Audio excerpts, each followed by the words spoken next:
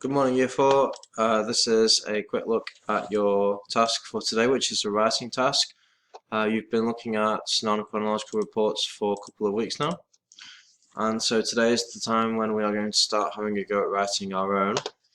I'll try not to talk too long, but I want to give you some instructions about what we're going to be doing. So, the LI for today is to write a non-chronological report, and all I'm going to do is go through the success criteria with you and briefly explain the task. So, last week you all did some research on a country of your choice.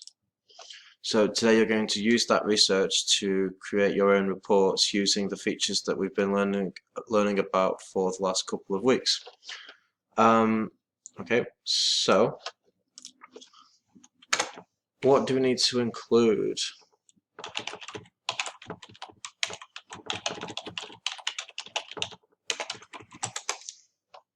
I'm just going to make some bullet points here, and you can refer to those while you're writing and think, okay, did I do that? Have I done that yet? Am I going to do that later? So what do we need to include for a non-chronological report? Well, write in a formal tone, firstly.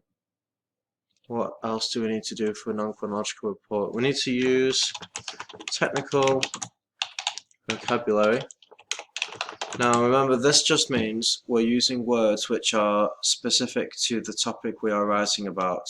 So maybe it's scientific words, maybe it's words about this special place that you wouldn't use anywhere else. So special words for the topic you've chosen to write about. So words which are relevant only for your country and that you wouldn't use regularly in a normal conversation.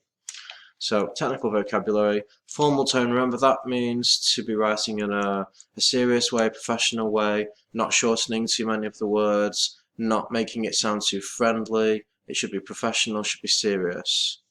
So friendly, formal tone, technical vocabulary, brief introduction paragraph.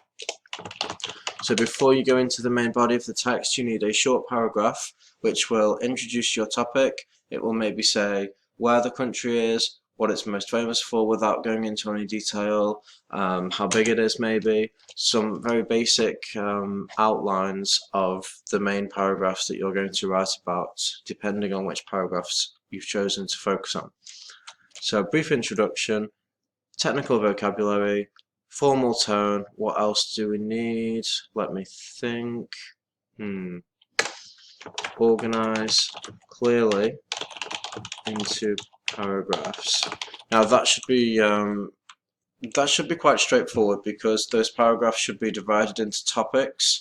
They should have subheadings, and everything within that paragraph should be related to that subheading. Okay, so I don't envisage that being a problem for anybody, but it's important that we try to get that right. So if we do all those things, keep the formal tone, lots of vocabulary that's kind of special for the topic. Now this one, that should come from your research. Yeah, that should come from your research. When we did the one about Mr. Leachland, we were pretty much making up the vocabulary, so you might have some made up words there. But this time, it's going to be more accurate. It's based on a real place, which will have its own special traditions, food, places. So you should be able to find lots of vocabulary that's special for that place that you've chosen. Okay, the introduction's an interesting one, so keep it short, maybe 2 or 3 sentences, and the important thing is not to go explaining any of the points in any detail. It's just a very general summary of your place, suggesting maybe which topics are going to come later, but not diving into them too deeply. Okay, and then writing in paragraphs. So in your lesson today, don't delete those, keep them as like a bit of a check that you can refer to as you're writing. But basically you need to have a go at writing it today. Please do not play with the fonts, the size, the colour, the layout of the page at all. I just want you to today write the text, just the text, and that's all. So good luck.